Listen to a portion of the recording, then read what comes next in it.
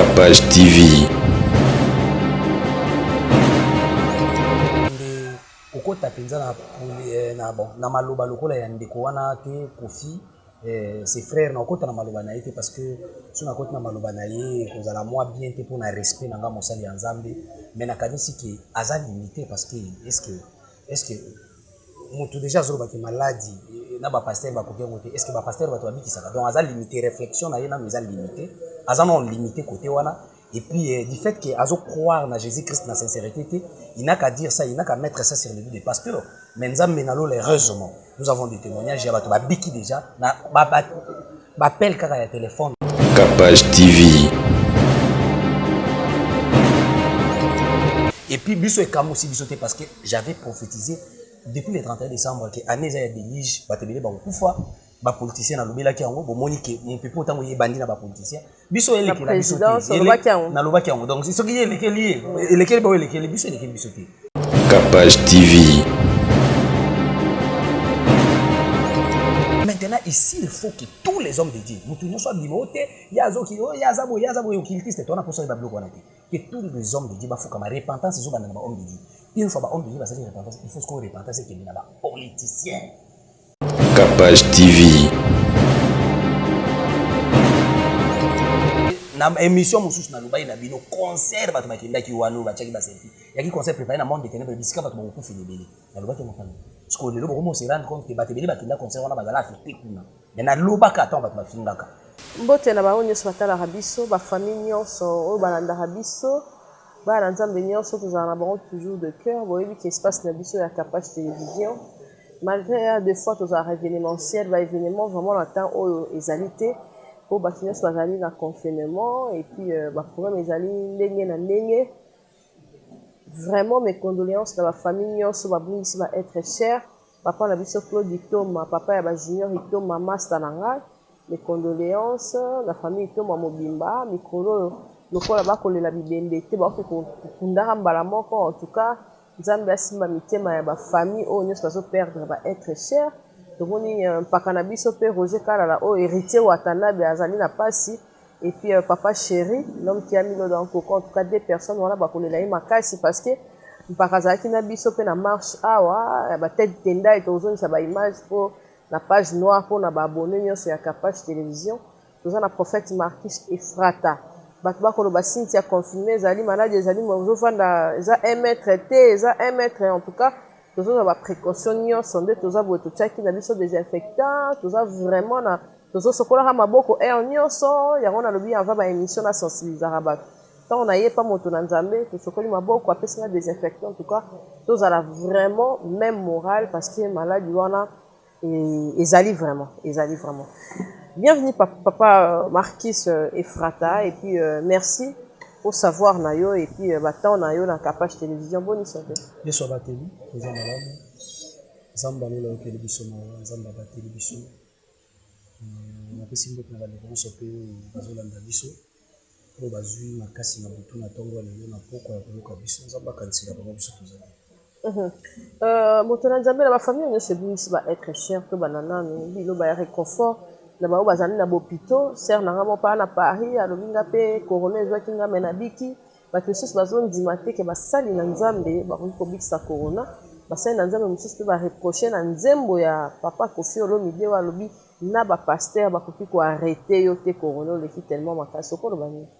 Bon na ko réconforter nano bandeko nyonso oyo baza na malade oyo aussi bakufi déjà bon milimo na bango epema na kimia mais bao baza na malade na kanisi ke na koyebisa bango corona ezaka kombo kombo eleki bakombo nyonso eza nde kombo ya Yesu Masiya parce que sur cette terre il s'est élevé sur cette terre des noms oyo ebangisa bakombo ya lokumu baempereur basisiseko il y avait des noms élevés dans ce monde mais bakombo wana ebikisa te epesa mpe lobiko te epesa esengo me ebikisa te kombo moko ebikisa ezaka kombo ya Jésus-Christ Nazareth Yesu Masiya. Donc, dans l'hôpital, il est temps pour nous homme de Dieu. Parce que dans kokende okota penza na maloba lokola ya ndeko wana te Kofi ses frères na okota na maloba na ye parce que so na kota na maloba na ye kozala moi bien te pour na respect na nga mosali ya Nzambe mais na kanisi ke aza limité parce que est-ce que mutu déjà zolo baki maladie na ba pasteur ba kokia côté est-ce que ba pasteur ba to babiki saka donc aza limité réflexion na yena mais aza limité aza non limité côté wana et puis du fait que azo croire na Jésus-Christ na sincérité il n'a qu'à dire ça il n'a qu'à mettre ça sur le dos des pasteurs mais nzambe na lo heureusement nous avons des témoignages ya bato babiki déjà na bapel kaka ya téléphone bato babengi misusu na boyi papa ba effet bandinga na benga ambulance na boyi na bondeli pona ya biki ebele babiki mingi wana na boyi kotinda bango hôpital ba contacter nga bien avant mais bisi ko kende hôpital te ko benga ambulance to bandi prière ti siko to bondela pona bandeko mususu to ko cha ba témoignage pona o apé bandeko mususu babiki ye aza limité na ndenge na ye aza la limité bongo mususu to croire na Yesu Masia et puis biso e kamusi biso te parce que j'avais prophétisé depuis le 31 décembre que année za ya délige batebele ba kufa ba politicien na lobela ki yango bomoni ke mon pepo tango ye bandi na ba politicien biso ele ke la biso na lobaki yango donc ce qui est lekeli ba lekeli biso lekeli biso te to yebi bien que source ya maladie pas Roger Bakapa lobaki yango ndiko Roger pas lobaki yango l'évangéliste Nicolas va bengi épiscope donc épiscope lobaki yango biso lekeli biso te et comme si pe biso te donc je crois que dans moment où toza o biso to yebi que c'est une maladie où ils allaient diabolique yango wuti kozala préparer na monde de ténèbres atie yango bango mo bayeba kinde bazochango wana bakoyeba ndenge bakosala po bato badika nzamba botoli bango ki nzamba boyi ke bakisio bango ba préparer ke bikisa bato nzamba frapper bango moko bakolo maladie et bandi ko bomba bango moko alors Dieu a laissé ça comme ça pour que bato so bacha maboko likolo donc na moment où école ekangani nanya ndimaka un jour babare kozala te ba boîte de nuit ba championnat au championnat zo beta nikolo zo beta te tout le monde ka botel mais on les a domaine grand maître na c'est na moya wa yeti domaine ba domaine est faisant ouvert ozomona même na ba supermarché sur côté il y a plus de 40 personnes à kati mais l'église 12 intercesseurs ba bondi la police ali donc tu vois que diable a lokaka toujours si on le veut le moins mais non na supermarché il y a plus de 40 personnes confinement nini étouffement ezali tozu ba intercesseurs ba bondi la parce que tozala ba ndeko bazo bondi ba intercesseur bazo bondi ba yo te bino bosala ka bongo pono franc intercesseur a chako femme intercesseur biso ndi tozu ba en charge to confirme to mais ba bana bat na minute ba kopi ko confiner ba placement côté ba serviteur de Dieu bana ya bato wana baza ba serviteur de Dieu ba osala la maître na bango oyebi ka avant corona tozali na bandeko bele bana bakoma to bando bongi ya bango na ba maladie mususu to bimisa intercesseur to zonsala banda ko nani ko bongi la pona ba bandeko babiki na témoignage même ndeko na biso uti ko kufa mama lulu avant mama lulu kufa tango balobi kaka aza atteint na komeli ndeko la mama oui na komeli ndeko la mama na lobi intercesseur zo bondila mutu moko aza en contact na ye abenganga intercesseur bondila pona yito kota en contact pe les gens sont allés dans les commentaires pour insulter kasi kene l'hôpital ti soki yo mutu biki saka kasi kene l'hôpital tango akufi la mama publié tout le monde est allé dire paix à son père au moni congolais te mama de ya faut parler de la bible qui est déjà avant mais tango akufi siko baye baksa paix à son mais ce que lelo tozana bandeko ba bengi to bondeli pona bango ba biki et ça na maladie mais pourquoi comment na niveau na ke ba sai na nzambe population et dit barabino sous facilement non eza lelo te maman ça c'est la parole de Dieu oui ça c'est la parole de Dieu ba kondimo na batunyo sauter ça fait du bien lorsque batebele bazo boya yo omoni ki notre si monsieur awa mutu moka lamuki azana ba stress na ye na be chèque ya vie na ya ki a fini na commentaire c'est bien parce que Yesu Masi ati lo bandima kaita si le bandima kaita bongo ngana ko ko batu so bandima ndenge non batu nyonso ba kondima yo kaka te bible nezo ba sala très attention sur batu nyonso ba ko mobetelo maboko c'est pour dire il faut que opposition ezala donc ezana batu faut aboya kaka a douter ça va mais ça peine à bateau bango loboko na nzambe donc nous continuons corona pour na biso ezeli lokote ezaka maladie kombo leki ba kombo nyonso nde Jésus Christ de Nazareth ko biso to boni to boni ba image biso ba pape ba fukami ba pape baleli non ba fukami te ba ba ki bible expiré non ba fukami te ba fukama bien na ebisi bino ke nzambe ndazu contrôle ya maladie voilà pourquoi nazo benga peuple congolais nyonso na bolingo na ngo intercession banda to bani ko bondela Dieu nous a recommandé ceci qu'il y ait d'abord une repentance pour tous les hommes de Dieu ba homme de Dieu oyo biso to ba ke lelo ba ko telema ba lo ba bazate ba ba ki corona non le problème c'est quoi ba ki ma corona le problème ezani ba homme de Dieu ba kenda plus vite na ko luka ba lokumu na bango ko monter ba miracle ko sa ba makamba lukuta ko luka ba somba ba netuka ba luka plus prophétie na ba président ko luka ba prophétie à président parce que oyo biso to prophétisaki biso to lobaki na biso to lobaki eza na délige chiffre 2 eza délige nzamba bisaki lowe ba nyama mibale mbule zo beta bato bakokufa mo pepe zo beta to sukaki na ngo bongo to tanga ikomba maladie te to sukaki na prophétie bongo na bémission na yo ezali Ils ont comme ça sauté. Maintenant, ici, il faut que tous les hommes de Dieu, nous tous soient bimotés, yazo qui yazabo occultiste, on a pour ça que tous les hommes de Dieu, faut comme repentance, ils ont un homme de Dieu. Une fois homme de Dieu, va faire repentance, il faut qu'on repentance et qu'il y ait un politicien. Ah, parce que Bible zolo banabiso que le jour Yesu Masi a koti na ndaku ya Zaché. Zaché lobi na Yesu Masi ya boye. Lokolo koti ya wana ndaku na ngai, Yesu na ngai. Nazozo ngise biloko batu na joie, les quoi triple. Puis Yesu alobi na le sali est entré dans cette maison. Tout ça na posa lobi ko kota na mboka wo. Bozongisi na biloko batu te. Ba 10 millions, ba 15 millions, ba 50 millions ko détourner ya peuple bozongisa te. Bato bazo kufa na este, Congolais zo bomande ko na ye. Repentance ils ont banana ba homme de Dieu. Et kosuka wana te, suka homme de Dieu va se repentir. Tous les hommes de Dieu à genoux devant Dieu avec sincérité, na bo ba kota magie, na bo ba luka lukumu, après ba politicien peut te kobenga bango ba ya na repentance. Ce qui bango pe ba sa repentance, c'est alors que peuple ne se kufuka ma une prière ko sala ma ya 3 minutes à pamba. Bande komo ba benga yenga pona bisanga ni mission na totala ka liboso na ndeko sinti lo baka koroni ko kota na Congo te. O sala mission so lo bi ba bonde. To lo baka ke kota te koti pete ko. Bongo yo kanti maladi wana e bimeli na Congo. To batu ne ba yena nguli banda. Mutunda za ki affecté na émission mususu na lobai na bino concert batu makenda ki wanu ba chaki ba selfie. Ya ki concert préparé na monde de ténèbres bisika batu ba ko fini bele. Na lobaki mo kana. Parce que le lobo se rendre compte que batu bele bakenda concert wana bazala affecté kuna. Mais na lobaka attend batu mafingaka. J'ai toujours regardé. Ma réaction à Batou, ni comment on fait. Bah finir ma casse parce que. Là, il fallait y bengananga, il n'a pas su intervenir. Non, tu n'as pas ton. Est-ce qu'ils ont des problèmes là? Est-ce que n'a pas Batouana?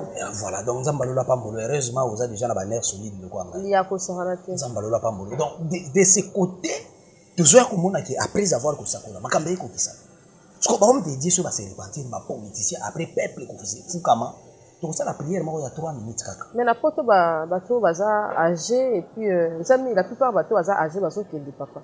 Surtout la maladie à corona ils a dit bon cause la âgé permettre que nous au moniteur moto ko la kaza na bantiko monsieur nzoto ba nous ça peut faire comme ça que bateau wana baza âgé ba kinime. Ils ont un contexte ya masumu te parce que bana équipe zo boma bango. Bana équipe boma mais na service oyo toujours ça la pour le moment, toujours ça la service oyo mutu nyonso a mona ka o ba symptômes bandi to bondeli pona iso à l'hôpital négatif. Oui, naza suna témoignage ba ndeko to bondeli pona. To témoignage donc à kepe l'hôpital négatif. Donc après la prière ce que l'hôpital ba mona ngoti. Ata ba symptômes bandi parce que ils en a pas mususu maladie oyo ki ba mona kata ba ndako. Les jours ba mona kata ba ndako. Si bazo tima mais elandi bango. Donc ils ont mon pépé moko boy ils a diabolique et il faut que bana nzambi ba landa biloko et puis ndele to lo ba mona bana nzambi ba kizwa ba nzembo wana bazo yimba ba pasteur ba ngande ba ko yoka. Pendant qu'il y a un problème, on peut pas diabolique quand même Zambie. Vous voyez, tu vas toujours dans la distraction. Il est temps de faire la prière, il est temps de faire la Zambie. Nous avons des choses partout. Nous avons la prière. Donc, au moment où il y a un moment de repentance, il y a un moment où tu dois se repentir. Il y a un homme de Dieu, il y a un politicien, surtout dans le monde. Mais prière, tout ça. Tout ça la prière, toujours zelananu, toujours bon allez ça va dire déjà prière na photo. Bon prière oh allez ça c'est na photo na éviter sur la repentance mais là na éviter mais na zobenga batna. Oh sokola na maya santé. Eh na lobi ba spectacle te Yesu azolo bana ba ye koliki il faut pas aller prier na synagogue libanda pona kolakisa na batu non non. Na ba photo na ba vidéo. Nous allons na posa maman batu ba se repentir hein. Ko pasteur wale sa fuka mabondi na nzambe c'est bien mais tous na posa vraiment ya repentance sincère pour la mission sur ba homme de Dieu. De se repentir ensemble pour les anaba oyo bon ba yebi ba makamna ba mais souci ça repentance sincère et bandana ba homme de Dieu et bandana ba homme de Dieu et puis prier ko salama après ba politicien bango faut pas se repentir parce que lorsque tu rebondis la boya ko remarquer que mon peuple ane ko continuer mingi pas na bango il est temps ba se repentir puis ensemble na ba homme de Dieu ba se repentir ensemble na ba homme de Dieu ça moment ya repentance oyo Bible jour ba na mukanda Apocalypse chapitre 2 verset 5 parce que nous avons Bible na biso awa ça malola pambola bande konso ba bazola na biso Apocalypse chapitre 2 verset 5 la Bible dit souviens-toi donc d'où tu es tombé souviens-toi donc d'où tu es tombé répands-toi pratique tes premières œuvres sinon je viendrai à toi j'ôterai ton chandelier de sa place à moins que tu te répandes zambazola ba kanisa bisiko koyaki tellement souviens-toi là où tu es tombé répands-toi vite lelo oyo bato bali ko se repentir te pendant que bato ba adorer satana bato ba tomboli botel de balle na bamboka na bango bato bandimi occultisme konza bamboka ba chef de l'État belé ba ndima ba kota ba baza na ba membre ba bosana nzambe oyo apesaka autorité aujourd'hui ce qu'on malade des obeta vous voulez dire na ba pasteur eza biloko mo boye oyo ka satana na molimo mabenda ko loba yango. Il faut d'abord se repentir. Nous avons des camarades à Moutouta, nous avons mis un team à Moutouta. Ou non, parce que l'église est belée, tout le monde est là. L'église est belée, nous avons la force. D'abord, vous devez passer à la repentance sincère. Une fois repentance sincère, écoutez, il y a ce qui zaché après repentance. Le salut est entré aujourd'hui dans cette maison. Sali est le biko, non? Bon, des fois, ça a plus d'habitude à côté à Sali, le col, na bokonza likolo, le biko à bokonza likolo. Mais quand on est sur le bin à zaché, le salut est entré dans cette maison. Et ça a quitté que lobi kwa bokonza likolo te na se na mo ndako wana zaché bien ka bando tonga ba immeuble ezaki mbongo mabe azaki na mituka ezaki ba mbongo mabe azaki na bandako ezaki ba mbongo mabe lorsque yeso lobi na lobi ko koti na ndako c'est pour dire que ata bande ko dia zena ba immeuble lobi ko ezala kiti lobi ko na mboko ezala kiti déjà avant que tout malade nous en a biloko nyonso mais lobi ko ezala kiti nous devons passer à la repentance donc ezap moment ya que peuple de Dieu bana na nzambe ba pasteur ba de Dieu bo benga peuple na repentance Noé avant d'Élie nzamba yebisaki Noé benga bango na repentance tonga arche bato bakomi kofinga Noé nde bazofinga biso vraiment tobiela bango ba émission ya boye mingi mais batala moins parce que bango balingaka bêtise polémique 2019 ebele na motiva mais sikoyo nde bakomi oluka bino po bokomi vraiment cher papa bakangi mpe gombe toyebi te sikoyo nde bakangi gombe wana est-ce que bakagombe si babima na bakomi misusu te toyebi te soki ndenge nini situation eza nano vraiment kitoko te toyebi te tokolia nini tokomela nini na mboko nde ezali vraiment na mwa mpasi afa tozwa batémoignage okoloba eloko moko mpona confinement ya koloba boye ma sœur basunga bango baza sikoyo na kati kuna bavanda diabolique oyo eza mopepe oyo ebandi ntango toyebi yango te yo oyebi lisusu ntango tosaki émission na yo na janvier nalobaki na yo année oyo bato bakokufa na bamort subite et puis janvier février avant na mopepe oyo ebandi ezali kaka bamort subite moto abeli motema kosukoso akufi déjà mopepe oyo ebandi koboma bato avant découvrir yango eza na bato babandi oya na moto mais eloko esali ke même na mboka na biso ezwa ampleur ya makasi te nous prions 100 personnes oyo baconfirme wana bakotaki basupermarché bakotaki babus c'est ça bosomba biloko po boke kovanda na ndako gombe etondaki lokola na États-Unis na 24 heures plus de 1000 personnes bakofi imaginez sikoyo awa 100 personnes wana so batambolaki te na basupermarché donc nde toza boye biso nzambe azobatela nanu biso arrêtez de dire n'importe quoi. Nous sommes protégés par le sang de Jésus. Ma prière nous tout ça là et ça force ya mboko. Et puis ba décès za moki. Yango il faut arrêter ngo mbala moko par une prière. Et nous devons commencer par la repentance, réparer avec Dieu pour la mawana nzambe avec tous les hommes de Dieu avec les politiciens et puis to kende ko sala une prière. Il y a 3 minutes kaka. Batu nyoso bazana ba effet wana. Ba komona ki à travers les faits wana komona sa masuti. Tant to zobondela ba sala examen négatif ndenge ba ndeko musu ba témoigner.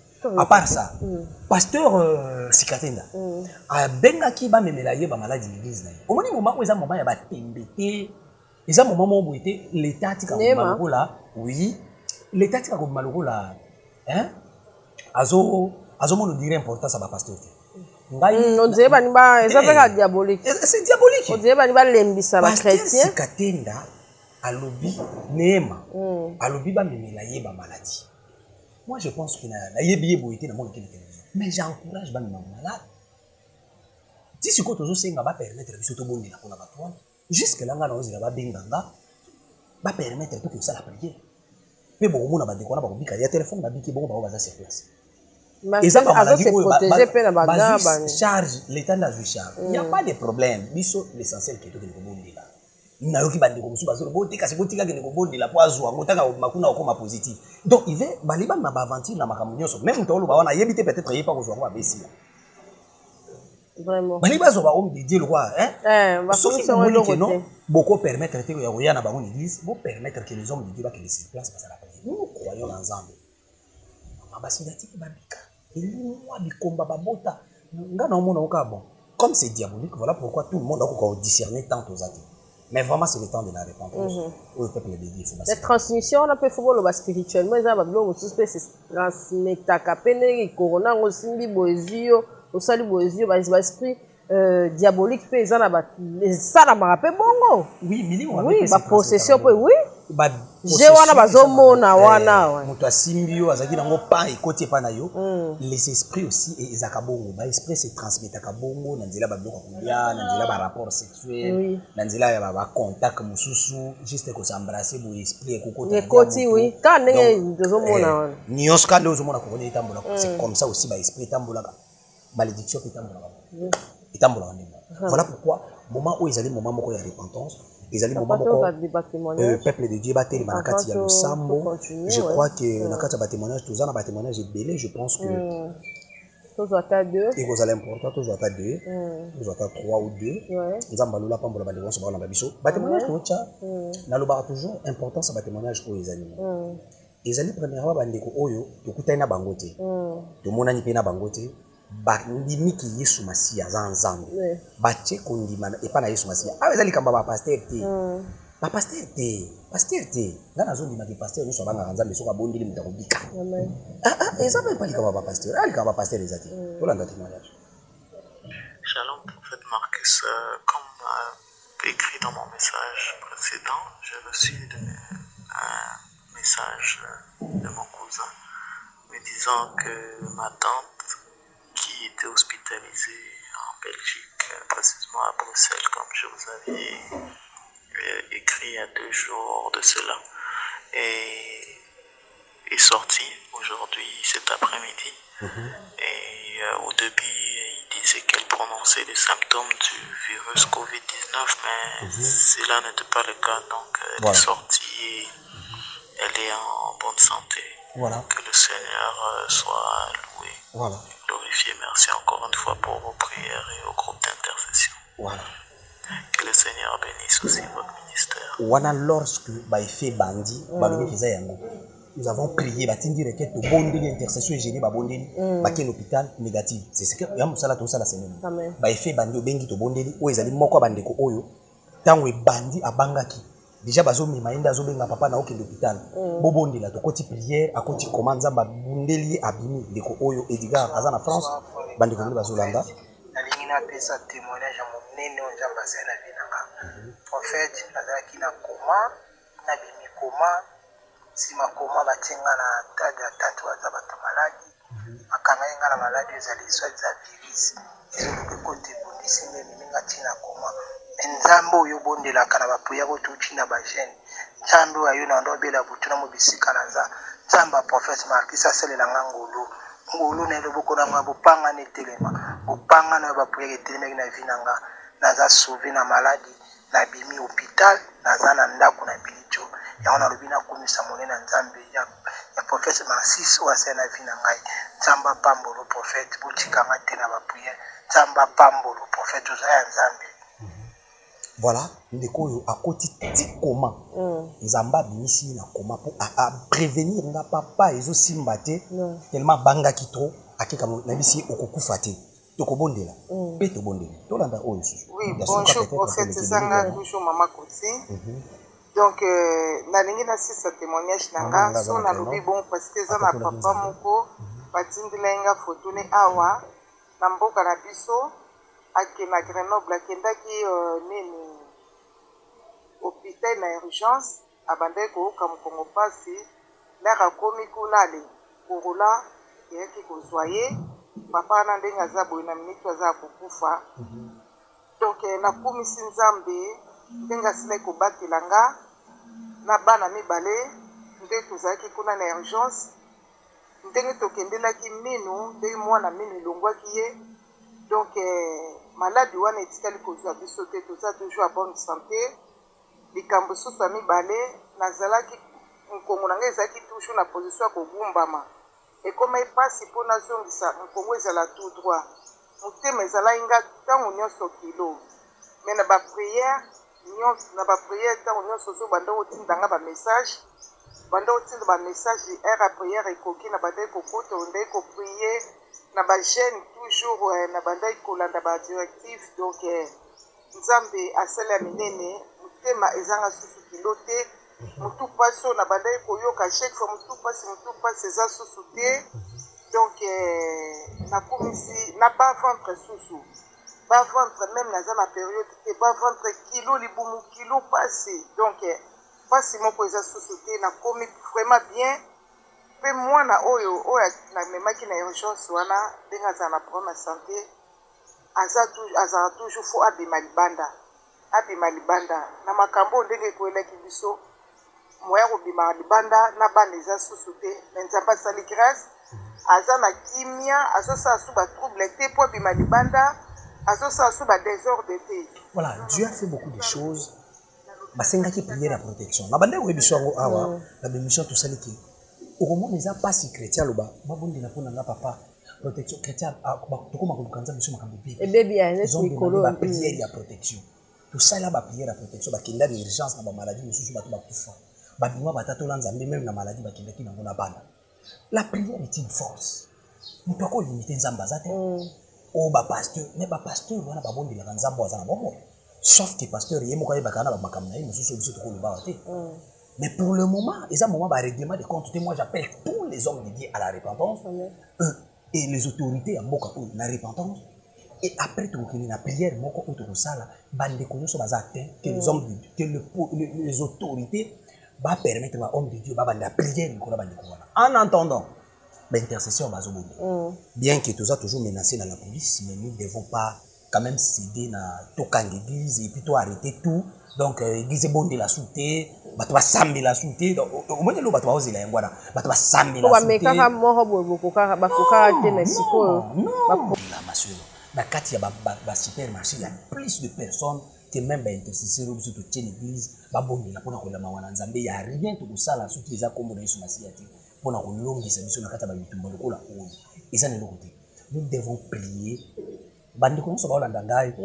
Chercher des hommes de Dieu et que baba na nzambe na mboko zali babonde la pono base de protection si ba effet bandi ko benga basambe la pona yo nzambe na lola ko visiter mabota yo so pe eloko le pepo ekokota te pe okukufa te monisco lelo bandi ko bamoni mama na biso akufi ba ke ko pe à son âme lorsque to bando senga contact bonde la pona ye ils sont venus insulter so yo to biki ça kende l'hôpital so yo to biki ça kende voilà les congolais na ko décourager na moté mabe. Voilà, donc nous avons la possibilité de faire la chose. Nous avons la repentance parce que nous avons le moment où il y a beaucoup de cultistes écrits, où il y a des athées. Et si quelqu'un a besoin de beaucoup de n'a pas payé pour la repentance. Les 30 pieds vont parler de la repentance. Parce que la repentance, c'est ça le moment où il y a un moment de repentance. Sali biloko ekoka kosala mate ba pratique diabolique continue na kati ya mboka ba élever donc ba nyonso ba pédophilie ba lesbianisme tout biloko nyonso wana satanique et continue nzambe pas permettre kana eloko ba occultisme ba kanda nzambe ça fait kanda nzambe dans le derrière la grâce de Dieu se cache sa colère donc quand tu vas attendre la grâce toi attendre la grâce derrière sa grâce se cache sa colère il faut que la repentance sincère ça là il faut que ba fuka ba bonde na nzambe. Je crois que bande comme nous va permettre le loco spécial à ma peau le roi ya bato mususu ko benga bato mususu na repentance pas comprendre il y a la fin de toutes choses vraiment les lois toza na poste moko influent au botola mapango bato zo boma bato yo so paka makila yo pesa ba ordre déjà loco et permettre de comprendre que mongo na yo il faut soigner té donc il y a la fin de toutes choses soki nzamba lobe kota na ndako no koti okufi donc repentons vraiment bosa na nzambe li bani yo bombela kiso lelo to kango et puis to conclure. Nzambe alola pambola bandi bonso bazola biso toujours continuer na service toujours na cette journée ya repentance pour la bandi konyoso pe balingi bazongela nzambe babanda une autre vie ya sikana nzambe toujours na cette journée ya prière ya réparation. Ça fait na ba live. Non, ils ont un live bandi bonso bazolanda prophète Marcus Frata à partir de Facebook bazomona ba prière bandi comme sous ba témoigner ba prière na bango lekaki en live to bondela kina bango ensemble na YouTube des prophète Marcus TV toujours bondela do bandi konyoso ba profiter pe ba kota na prière nzamba ko visiter mabota ebele na nzela prière nzamba ko salir ba tebele bikamo prière ezali ya repentance mais bato ebele lelo bazo souffrir bazo bani ngana sala repentance mais vie n'a rien changé. Bato beli batikala ko comprendre que après repentance mutu fali kana réparation après réparation mutu fali kana délivrance donc repentance ce que ça il faut du coup après repentance mutu a réparer na nzambe après réparation mutu fali na délivrance parce qu'il y a des erreurs il y a des péchés où les choses sont poussées par les esprits diaboliques une fois prié le salam il y a aussi d'autres erreurs où nous doit saluer à travers l'horaire Satan a ya continue na vie. Parce que lorsque Moutazo Soumuka, la Bible dit dans Jean chapitre 10, verset 10, le voleur ne vient que pour détruire. Une fois Moutazo Soumuki, attaque au Senga pardon, attend Zambakolim Bissaye, mais du fait qu'il a ouvert la porte, Moïdi à côté. Pourquoi Bible les autres ont sorti un exemple à Moïdi pour dire qu'il y a Moïdi à côté, soit il a quand même bien, soit il y a un antivote. Alors, une fois que Moutou a sali les soumou moko bout, Satan a côté. Satan a dit que dans un temps où il a été ça peut-être. À côté tout vie à Moutou dans moment il y a un moment où après repentance vie n'a été compliqué. Pourquoi?